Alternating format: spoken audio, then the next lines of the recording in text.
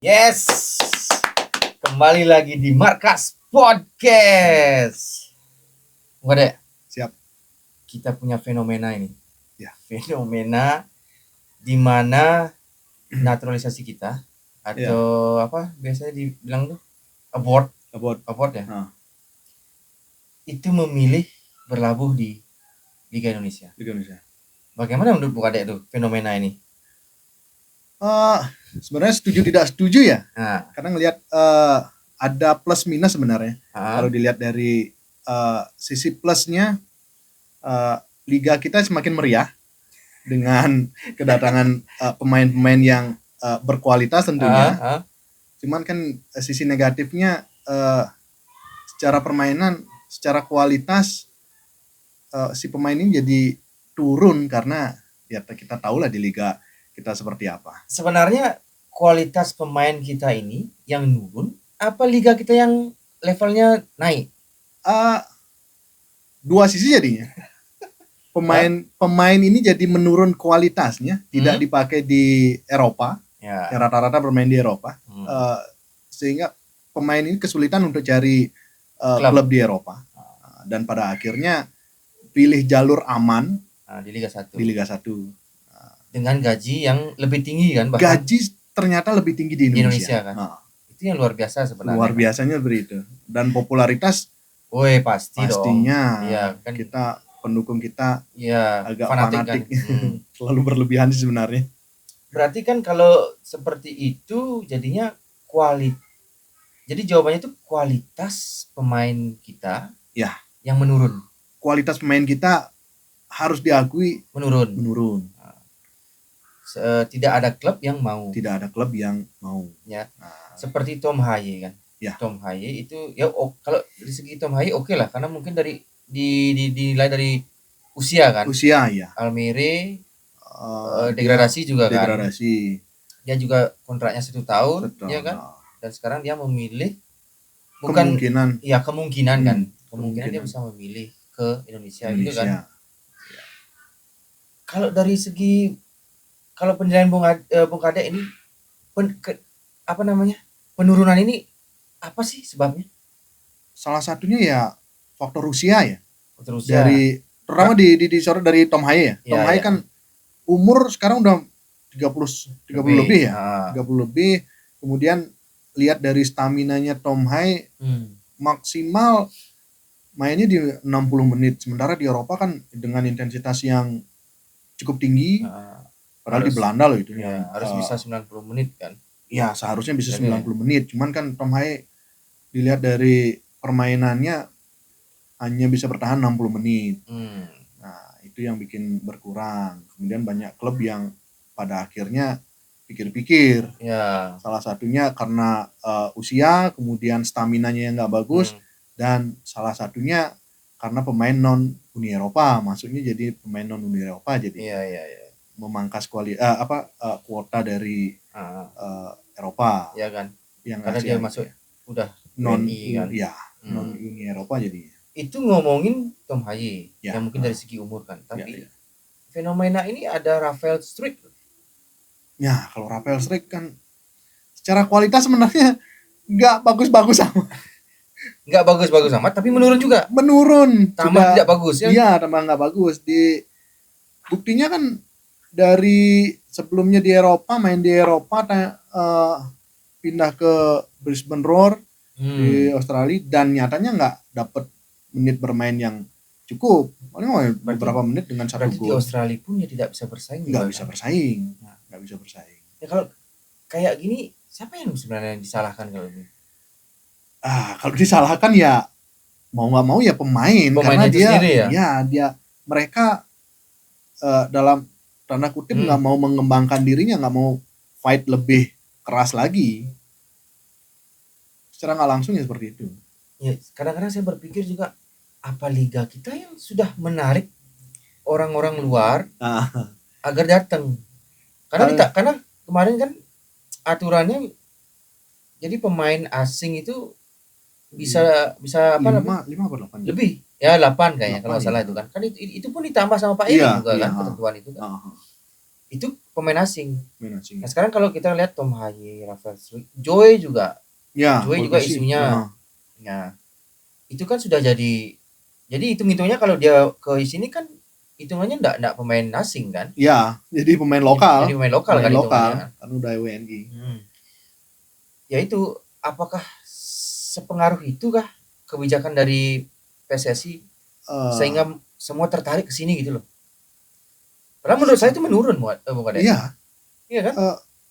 Pasti menurun ya, karena pemain yang abroad, pemain Indonesia yang abroad, yang main di luar, seharusnya kalau dia bisa konsisten dengan penampilannya, dengan cara mereka bermain, dengan kualitasnya mereka, sebaiknya sih tetap bertahan di Eropa ya. Karena secara kualitas liga mereka jauh di atas liga Indonesia. Cuman kan walaupun cadangan kan? Iya, walaupun cadangan ya, cuman kan pelatihan mereka, intensitas bermain mereka, intensitas latihan mereka pasti jauh lebih tinggi dari di Indonesia, Liga 1 Indonesia. Cuman kan sayangnya fenomenanya banyak pemain kita yang ternyata setelah gabung WNI kualitasnya menurun ya. Beberapa sebagian iya, walaupun nggak banyak ya. Sein Patinama. Tapi kan Sein dia ke mana? Thailand kan, ke Buriram kan. Isunya ke Buriram. Nathan itu dia yang memutus kontrak. Karena nggak bisa bersaing ya? Iya, mungkin karena dia merasa dia ingin dapat menit bermain. Dapat menit bermain kan gitu. Dia memutus kontrak tapi nggak tahu harus kemana. Nah, dan isunya lagi ke sini, ke Indonesia. Itu dia. Nah, jadinya kan memang menurun. Jadi dari keinginannya dia sendiri kan jadinya. Iya kan? Iya. Nah, ini coba bayangkan Bapak Dea. Kalau seandainya dia sudah di sini kan, mungkin di klub mana lah kan yang gencar-gencar kan antara kita bisa bilang yang punya duit di sini kan Bali United, Persib, Persija ya kan. Termasuk Persebaya juga. Ya, oke. Yang mana aja lah. Jadi setelah dia seandainya di sini ya. Dia yang akan mengikuti pemain lokal, apa pemain lokal yang mengikuti dia? Itu jadi pertanyaan kan? Jadi kalau dia mengikuti pemain lokal, tambah turun lagi dia di sini, ya kan? Atau dia dijadikan contoh pemain-pemain lain. Nah itu. Semoga sih ya dia dengan kualitas sisa-sisa kualitas yang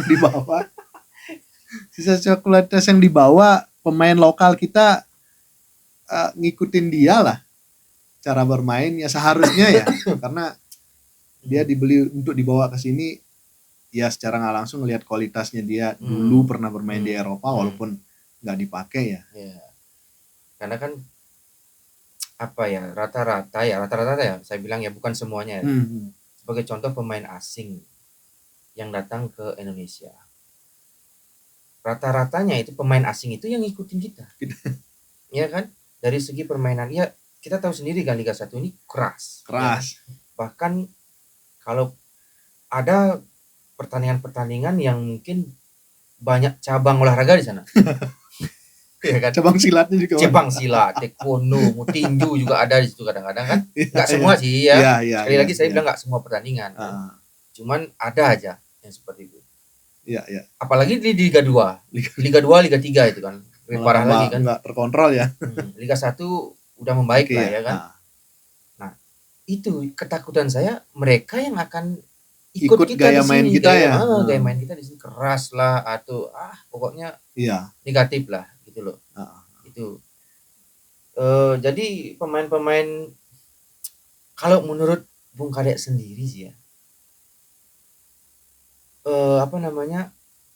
itu melihat fenomena itu setuju nggak sih dia kesini? Sebenarnya gini, kembali lagi seperti yang saya bilang tadi, setuju nggak setuju. Setujunya daripada dia tidak ada klub sama sekali, tidak ada klub yang seperti yang diharapkan main di Eropa, ternyata di Eropa tidak ada peminat. Di Asia pun mungkin sedikit peminatnya. Sebaiknya main amannya ya di Liga Indonesia. Cuman jadi secara kualitas nggak ada pilihan. Berarti ya mau nggak mau. Iya kan? Ya mau nggak mau jadinya kan? Iya. Secara peluang paling besar ya main di Indonesia. Dia ngelihat, mungkin klub kita juga ngelihat bahwa pemain ini punya kemampuan untuk ngerekrut fans ya. Melihat fans banyak nih fansnya Oh. direkrut pemain ini, jadi tambah banyak supporternya. Berarti tadi hitungan bisnis berarti ini kan? Hitungan bisnis. Bisnis kan? Kalau secara kualitas mungkin 50-50 kali ya. 50-50 ya. Secara kualitas kan tidak terlalu, kalau dibilang nggak berkualitas enggak juga ya, berkualitas cuman tidak terlalu ya. Jadi dampaknya untuk tim Indonesia ini seperti apa dong? Yang jelas sih bakalan menurun ya, dampak ke Pastinya timnasnya. kan? Ya kan? Timnas terutama kan dulu diharapkan pemain-pemain ini direkrut, diajak ke Indonesia dan mau bergabung, diharapkan timnas kita punya kualitas yang setidaknya bisa di Asia. Yeah. Tapi kan dengan fenomena seperti ini agak mengecewakan juga, banyak pemain yang ternyata setelah jadi WNI kualitasnya menurun. Itu kok secara otomatis ya? Sebagian besar ya. Ada banyak pemain soalnya. Coba kita lihat Messi Girls. Itu yang dari harganya dia tuh ya, market value-nya dia tuh yang 100 sempat menyentuh angka di 170 miliar ya. Ya. Sekarang udah berapa? Sekarang udah kalah sama JSS. JSS yang dan sepi peminat. Nah, itu dia. Dan sepi peminat. Dulu dia mungkin banyak yang minat kan dari Liga Spanyol, Liga Italia. Terakhir katanya isunya Bologna. Ya, Bologna. Dan di Italia pun Sevilla pernah minta. Terus apalagi di Liga Spanyol. Dan sekarang nggak ada yang minat, sepi peminat. Dia di 20 kayaknya lagi setahun loh. Tapi isunya antara ke PSV atau ke Ajax Amsterdam. Ya artinya cuman baru isu ya. Kalaupun itu benar, ya kualitas masih setara lah. Karena kan masih di Liga Belanda juga. Di Liga Belanda. Kita kan yang kita harapkan itu sebenarnya dia naik level lah. Kayak siapa namanya? Verdong. Bukan. Kevin Dick. Kevin Dick kan udah naik level dari Denmark ke Jerman kan? Jerman ya. Mönchengladbach. Nah itu yang kita harapkan seperti itu, bukan malah dari Liga Belanda ke Liga Belanda lagi ya. Ya oke, itu masih mending lah. Tapi dari Liga Belanda ke Indonesia. Itu yang disayangkan sebenarnya ya. Parah sih sebenarnya. Parah ya. Kita ada beberapa soalnya yang ternyata nggak dipakai. Karena tujuan kita ngambil dia itu kan untuk timnas sebenarnya. Iya. Iya kan? Tujuannya untuk timnas kita ada berapa?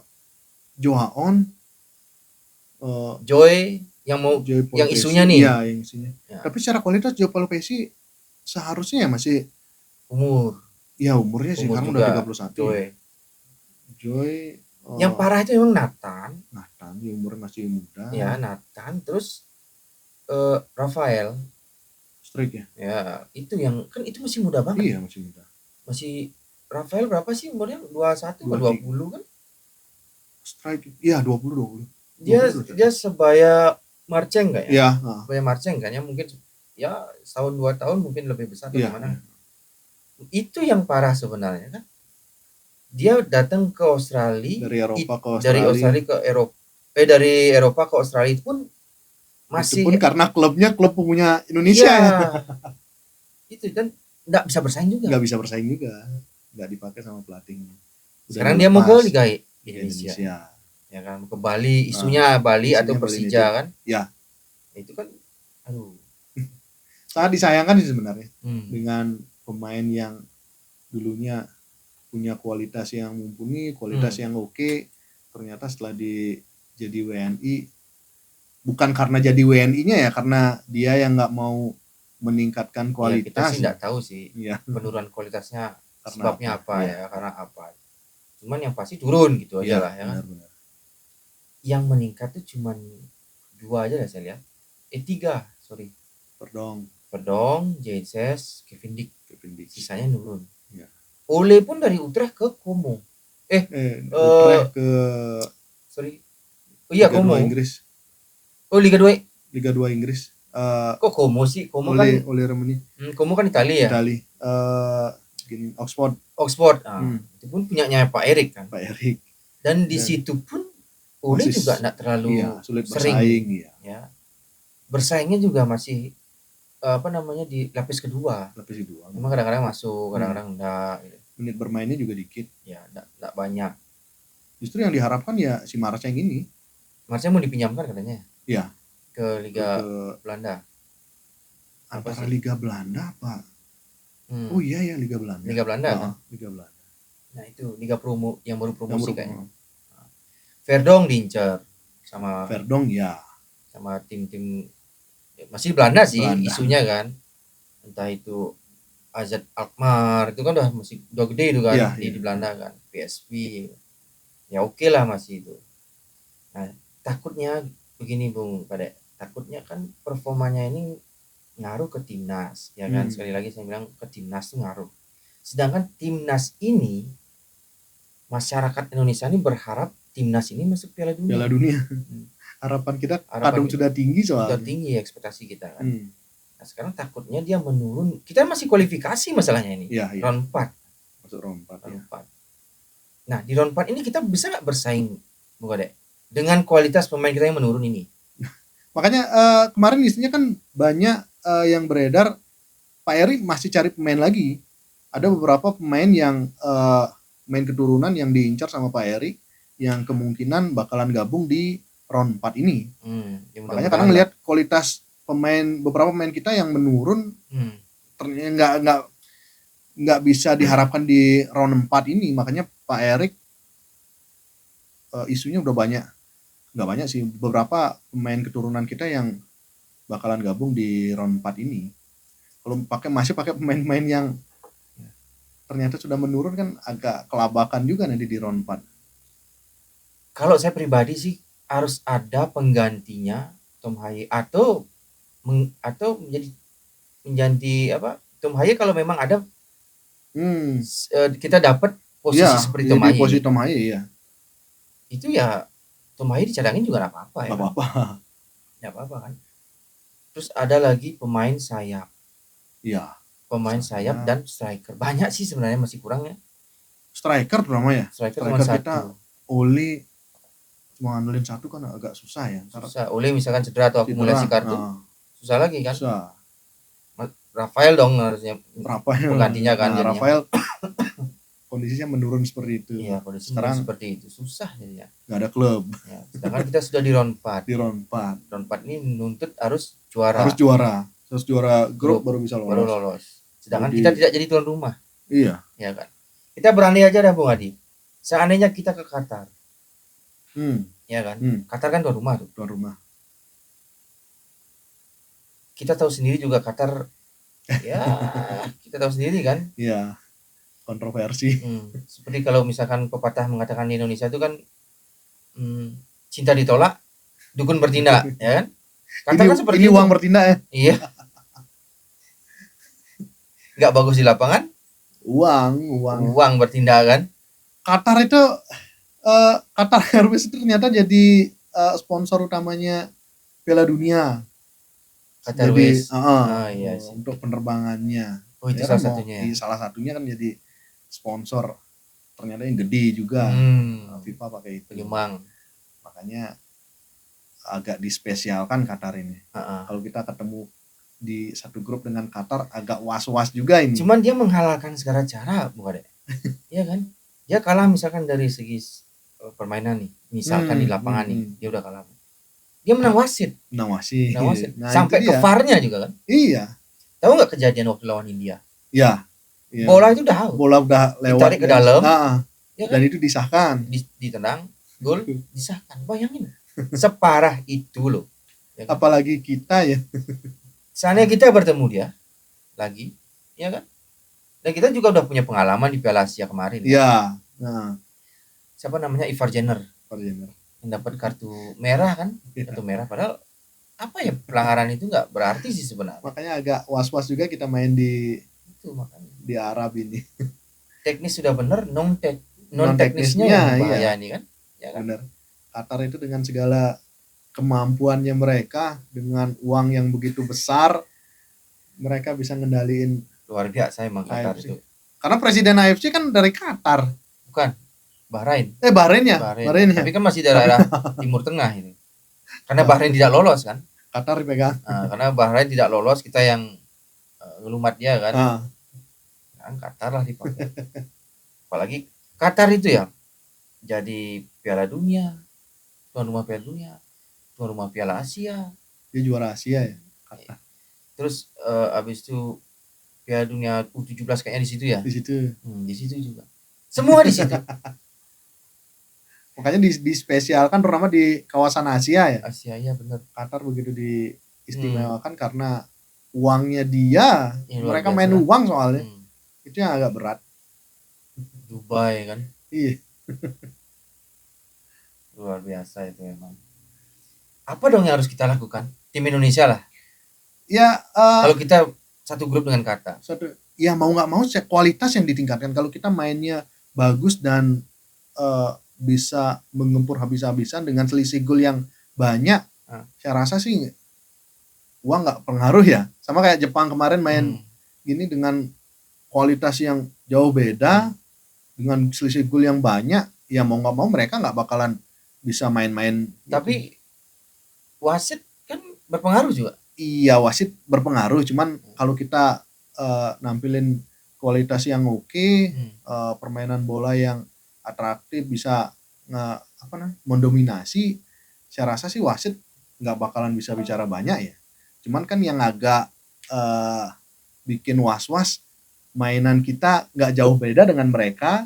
Nah di situ wasit plus wasit juga. Plus wasit kan agak ngeri juga. Makanya kemarin Jepang lawan yang Bahrain ya, dengan gol yang banyak, dengan penguasaan bola yang luar biasa, ya wasit pun nggak bakalan bisa berpihak ke mereka juga. Bahrain juga ya. Iya, karena kualitasnya udah jauh. Terakhir kan kita dibodohi sama wasit Ahmed Alkaf kan. Itu benar-benar goblok itu sebenarnya. Itu injury time-nya kan? Injury time. Parah. Dan selama injury time itu nggak ada pelanggaran kalau nggak salah. Dia nggak niup fluid. Iya. Dia niup fluid pada saat gol terakhir penyeimbang itu. Ya kan? 90 plus 8 jadi. 9. Iya, golnya 8 ya. Seharusnya itu. Ya mestinya kan 96 udah berakhir. Iya. Karena injury time-nya 6 menit. Tambah dong 9. Tambah jadi 9 dong jadinya. Parah sebenarnya. FIFA mengesahkan loh. Itu yang lebih hebat sebenarnya. Ya susah juga sih ya, iya karena kan? Iya anak emasnya AFC. Kita komplain ke AFF nggak digubris. Kita komplain ke AFC, FIFA. Ke FIFA juga enggak. Kok AFF sih? Ke AFC maksudnya pertama nggak digubris. Kita komplain ke FIFA, dikembalikan ke AFC lagi. Bingung kan? Terus kemana lagi kita ke komplainnya kan? Sudah pasrah. Mau nggak mau akhirnya nerima. Makanya kalau bisa sih kualitasnya ditingkatkan kayak Jepang kemarin lah. Dia bisa menguasai bola lebih banyak, permainannya justru lebih bagus Jepang, selisih golnya juga banyak.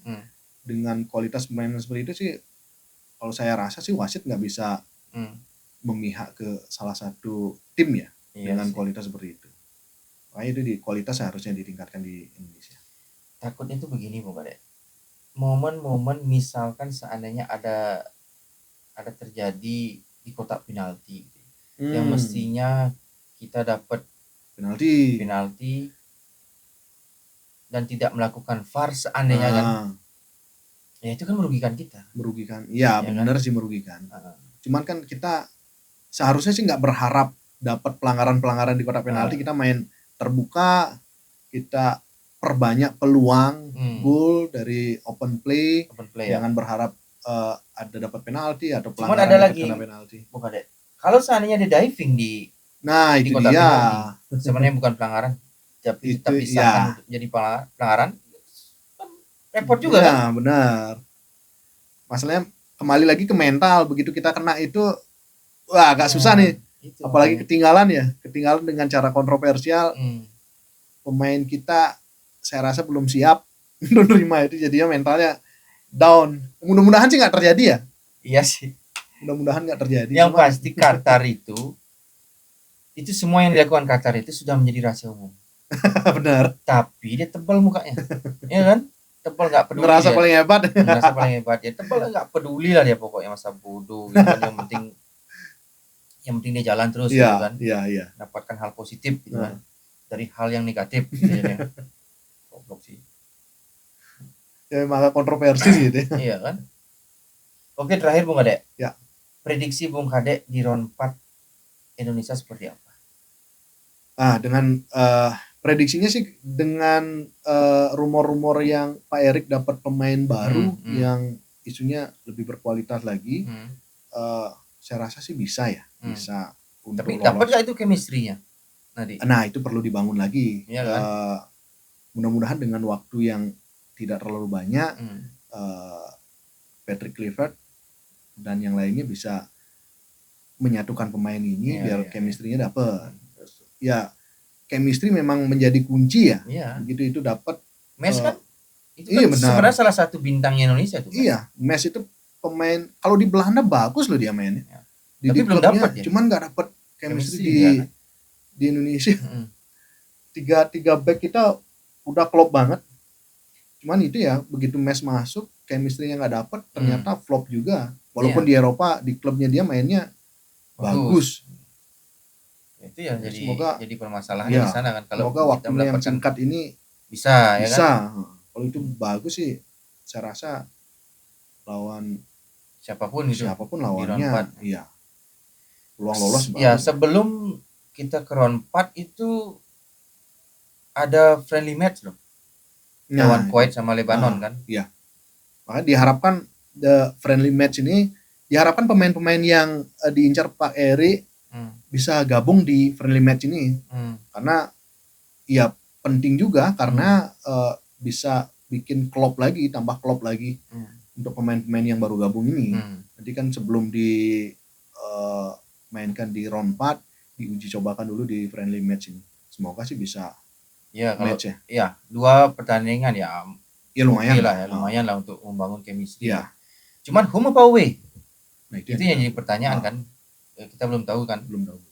Kalau home menurut saya nih kan, kalau home atau gini deh. Kalau menurut saya pribadi mendingan away. Sekalian kita tes mental kan di rumah orang gitu kan.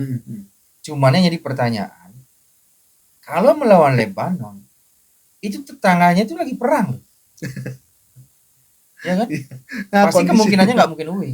Atau dia meng-cancel Lebanon carilah yang lain. Ya kan? Atau Lebanon yang ke Indonesia. Gitu. Tapi kalau ke Indonesia saya rasa kurang dapat gregetnya gitu loh. Iya. Karena di round 4 kita kan akan mainnya di Arab. Iya kan? Mainnya di Arab. Sebaiknya sih emang uji cobanya di wilayah-wilayah Arab itu ya biar bisa menyesuaikan. Karena suhu kita beda. Di sana panas cuma nggak lembab seperti di sini. Kering di sana. Otomatis pemain kan harus beradaptasi dulu di sana. Kalau di sana udah ya seenggaknya dapat feel untuk main di lingkungan Arab itu saya rasa sih lebih bagus ya daripada dicoba di Indonesia. Cuman bahayanya itu Lebanon. Iya. Gitu. kondisi perang. Rudalnya kan kelihatan tuh kayak kembang api kecil. Bahaya juga. Tiba-tiba salah kontrol. Kontrolnya mati kan jatuh di situ. Kan? Ngerinya kan seperti itu. Apa kayaknya sih enggak lah. Kalau feeling saya sih enggak sih. Indonesia enggak sampai lah ke Lebanon gitu loh. Mending kalau mau aman, kalau tetap away seperti saya bilang tadi itu supaya gregetnya dapat away, mending cari yang lain lah. Apa negara lain yang apa. di tapi masih di kawasan agak aman ya. Timur Tengah itu kan. Cuma di Timur Tengah juga dekat-dekat loh semua sama Irak. Iya. Kok Irak siapa? Iran. Ya kan? Iran. Ngeri. Kuwait itu dekat nggak sih? Kalau di peta tuh saya nggak tahu Kuwait itu posisinya di mana. Kuwait bisa jadi berdekatan ya, karena sekumpulan mereka Kuwait itu Timur Tengah kan? Iya. Timur Tengah. Nah itu ya kendalanya sekarang. Apa enaknya? Nah ini juga nih. Jadi entah ini peluang yang bagus atau gimana. Iran kan lagi terlibat langsung perang. Iran. Maksudnya dicoret apa enggak? Nah itu dia. Iran kan sudah lolos Piala Dunia. Ya ada sih berita yang ngangkat itu. Kita Ya kalau Iran misalkan dicoret ya berarti akan ada nambah lagi. Ada peluang untuk nambah kuota Asia. Kita bisa incer itu sih. Nah itu makanya. Cuman nggak fair juga sih buat Iran. Iya, Mereka udah berjuang. Kan. Iya. Waduh, tapi bisa aja juga bisa. Bisa dicoret kan. Kemungkinan bisa terjadi karena takutnya kan mereka di ban sama. Ya, di ban sama ya semuanya lah, artinya nggak berani ya nampung orang Iran kan nanti malah jadi segi politik. Ya agak walaupun seharusnya FIFA nggak bisa campur aduk dengan politik ya. Ya, cuman kan memang keadaannya seperti itu kan. Seperti pemain Palestina yang dia habis bertanding kemarin walaupun nggak lolos round 4 ya. Itu 2 meninggal. 2 meninggal pada saat kena tembak apa kena bom itu. Yang pasti dia lagi ngantri ngambil sembako. Bayangkan itu. Dia tewas di situ berdua pemain Palestina.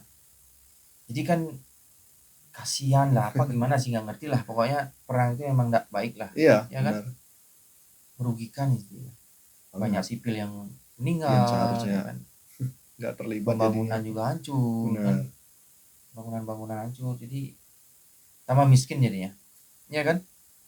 Oke, terima kasih Bang Ade. Siap.